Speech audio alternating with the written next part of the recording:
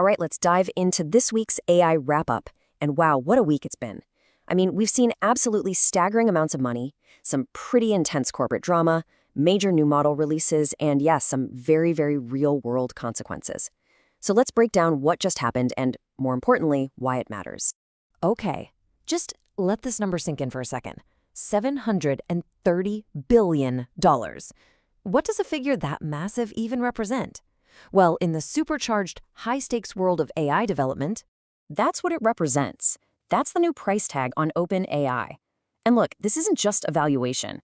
It's a massive statement of intent in a game where the winners could literally reshape our entire world. And this week, we got a front row seat to see exactly how that game is being played. So here's how we're going to break it all down for you. First, we're going to follow the money, the power, and the shifting alliances between the tech giants. Then, we'll dive right into the biggest drama of the week, what I'm calling the Pentagon flashpoint. After that, we'll look at the incredible new AI models that came out of all this competition. And finally, we'll connect the dots and see how all this is starting to hit the real world. All right, first up, money, power, and alliances. We've got to talk about the absolutely mind-boggling amount of cash flowing into AI right now. This isn't just investment, it's the rocket fuel that decides who gets to build the future. So, the story that kicked everything off is OpenAI's staggering new funding round. They just pulled in $110 billion from some of the biggest names out there. The lead investor? Get this. Amazon, dropping a massive $50 billion. This one round shot OpenAI's valuation up to that $730 billion number. And you can see why. Look at that growth. 900 million weekly users. It's just insane. Now, you know what's almost as interesting as who did invest? It's who didn't. Microsoft, OpenAI's biggest partner, decided to sit this one out. Now, they say the partnership remains strong, but while they're on the sidelines, Amazon is jumping in with a super strategic deal. A big chunk of that $50 billion is going to flow right back to Amazon because OpenAI is now massively expanding its use of their cloud service, AWS. This is a huge pivot in the AI landscape. And the plot thickens. Right in the middle of all this, we find out that OpenAI is reportedly building its own tool to replace Microsoft's GitHub. You know, the platform that's the backbone for millions of developers. Apparently, they're frustrated with GitHub's outages. So let me get this straight. You've got Microsoft funding a partner that's now building a competitor to one of its most important products. Yeah, it's complicated. So yeah, all that tension and those complicated alliances, they absolutely boiled over into the main event of the week. And this wasn't just some business disagreement. This was a full-blown public fight over ethics, corporate rivalry, and even national security. Just look at this timeline. It shows just how fast this whole thing went off the rails. It starts with the Pentagon basically blacklisting OpenAI's main rival, Anthropic. Less than 24 hours later, OpenAI swoops in and signs a deal. The backlash from users and their own employees was immediate and fierce, forcing CEO Sam Altman to backtrack just a couple days later. The week capped off with a blistering internal memo from Anthropic's CEO getting leaked. Wild. With all that pressure mounting, Sam Altman had to come out and basically admit, yeah, we messed up. He called the deal opportunistic and sloppy and acknowledged they moved way too fast. It was a pretty rare public fumble for the leader in the AI space. But his biggest rival? Oh, he was not buying it, not for a second.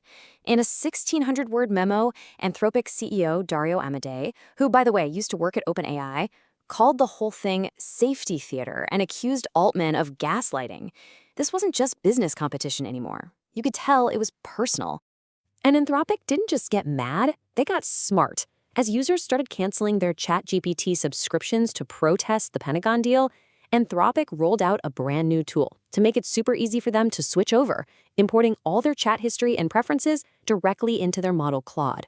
It was a genius move, really, turning a viral controversy into a customer acquisition machine. So you might be asking, why all this drama? Well, it's because this is an arms race to build the most powerful AI on the planet. And this week, we saw some of the incredible results of that fierce competition. So, needing a bit of a win after that whole fiasco, OpenAI drops a two-part upgrade. First up, GPT 5.3 Instant. This was an upgrade for everybody, aimed at fixing the AI's personality, making it less preachy and toning down what OpenAI itself called its cringy vibe. But then came the real powerhouse. GPT 5.4 Thinking, a brand new frontier model with major upgrades for doing complex work. And get this. This is the results. On a test that measures how well an AI can do real tasks on a computer, like navigating files, using software, the old model scored just over 37%. The human baseline for this test is about 72%. GPT 5.4 scored 75%. It officially surpassed the human baseline. This is a huge, huge step for AI agents that can actually do stuff for you. But OpenAI wasn't the only one making moves. Its new model is a frontier model, pushing the absolute limits of performance. But other companies focused elsewhere. Google dropped its super-fast and cheap Gemini flashlight, which is perfect for high-volume jobs.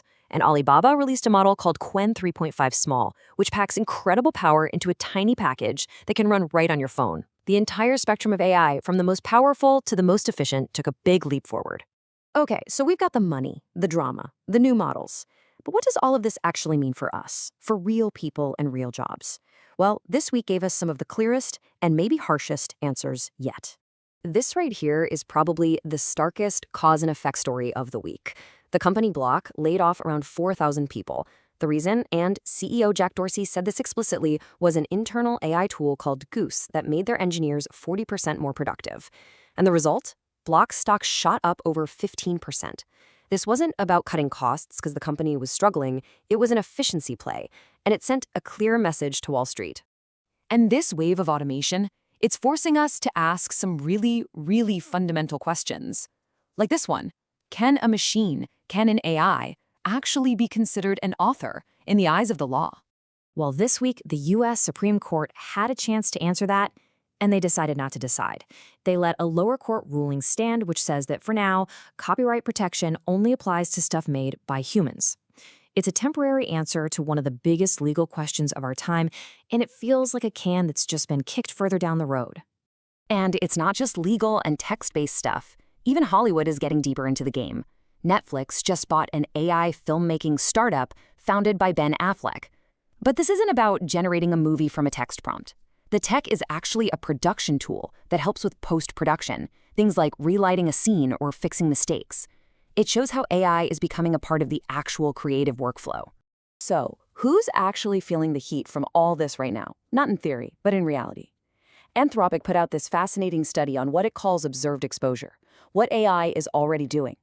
Computer programmers are at the top, with AI now able to cover about 75% of their tasks. Customer service and data entry are right behind. But look at the hands-on jobs, like cooks. They're at 0% exposure. And that brings us to the final and maybe the most important question of the week.